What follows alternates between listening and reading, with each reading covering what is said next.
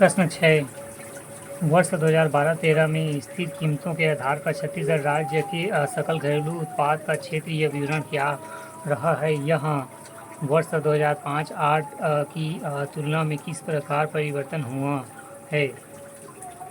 उत्तर उपलब्ध नहीं है।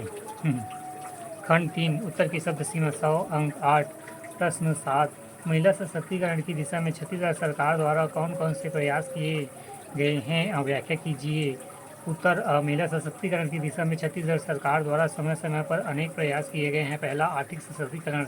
महिला कोष का गठन किया गया है जिसमें महिलाओं को 20,000 तक ऋण उपलब्ध कराया जाता है। स्व सहायता समूह को ऋण उपलब्ध कराया जाता है जिससे 2 लाख तक का ऋण सुविधा।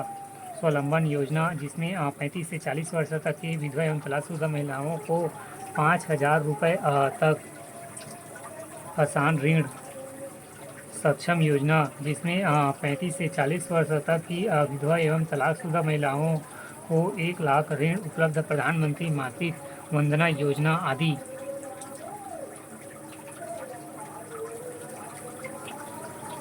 दूसरा, सामाजिक सशक्तिकरण। सखी वन स्टॉप सेंटर, जिसमें हिंसा पीड़ित महिलाओं के लिए सुरक्षा टुन्ही प्रताड़ना अधिनियम 2006। गृह लक्ष्मी योजना, खाद्य सुरक्षा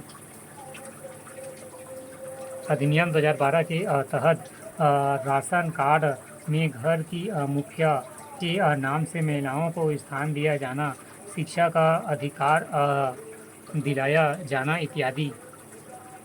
तीसरा, राजनीतिक सशक्तिकरण। पंचायतों में महिला को 50% आरक्षण। वर्तमान छत्तीसगढ़ राज्य में 14 विधायक महिला का होना, राज्य की राज्यपाल अनुसुईया उइके का भी एक महिला का होना इत्यादि राजनीति प्रोत्साहन के स्वरूप में दर्शाता है।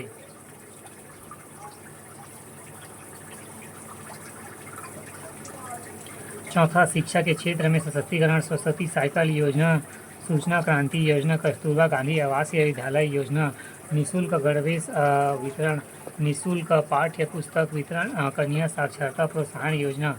उच्च शिक्षा में इंजीनियरिंग पॉलिटेक्निक संस्थानों में शिक्षा शुल्क में छूट, बेटी बचाओ बेटी पढ़ाओ योजना, नौनी सुरक्षा योजना इत्यादि। उपरोक्त प्रयास समय समय पर किए जा रहे हैं। प्रश्न 8, छत्तीसगढ़ सरकार ने वर्ष 2013-14 के बजट में विशेषता बतलाइए। आंसर उपलब्ध नहीं है।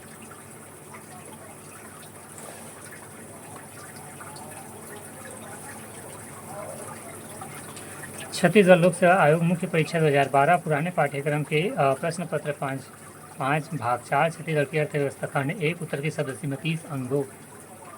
प्रश्न 1, मुख्यमंत्री ज्ञान प्रोत्साहन योजना क्या है? उत्तर, छत्तीसगढ़ सरकार द्वारा छात्रों को अपनी शिक्षा जारी रखने के लिए प्रोत्साहन करने के उद्देश्य से यह योजना आरंभ किया गया था, जिसके अंतर्गत सरकार द्वारा अच्छे अंक प्राप्त करने वाले 10वीं एवं 12वीं के छात्रों को 15,000 रुपये प्रोत्साहन राशि प्रदान की जाएगी।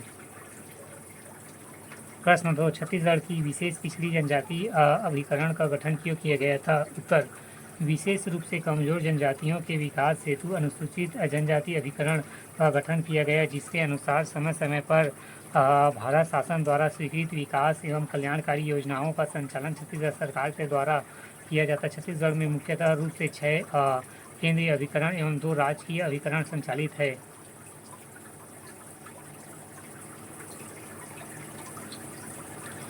प्रश्न 3, छत्तीसगढ़ में कन्या साक्षरता प्रोत्साहन योजना क्या है? उत्तर, अनुसूचित जाति जनजाति की बालिकाएं जिन्होंने कक्षा 5वीं की परीक्षा उत्तीर्ण कर ली हो उन्हें कन्या शिक्षा प्रोत्साहन के उद्देश्य से कक्षा 6वीं से प्रवेश लेने पर 500 रुपये की प्रोत्साहन राशि प्रदान की जाती है। इसके अलावा मासिक 360 रुपये छात्रवृत्ति प्रदान की जाती है। वित्तीय वर्ष 2019-20 में अनुसूचित जाति के छात्रों को 147.4 लाख तथा अनुसूचित जनजाति को छात्रों को 329.5 लाख भुगतान किया गया।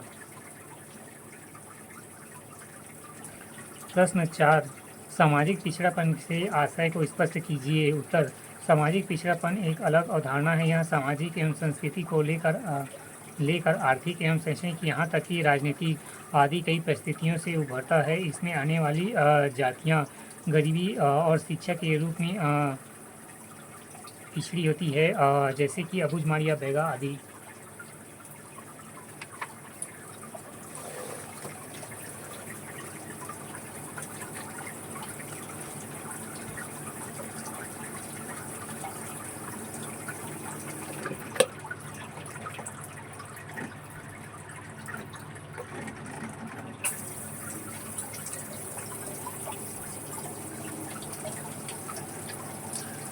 खंड 2 उत्तर की शब्द सीमा 60 अंक 4 प्रश्न 5 समेकित बाल विकास सेवा परियोजना से आप क्या समझते हैं? इसके अंतर कौन कौन सी सेवाएं छत्तीसगढ़ सरकार द्वारा प्रदान की जाती है?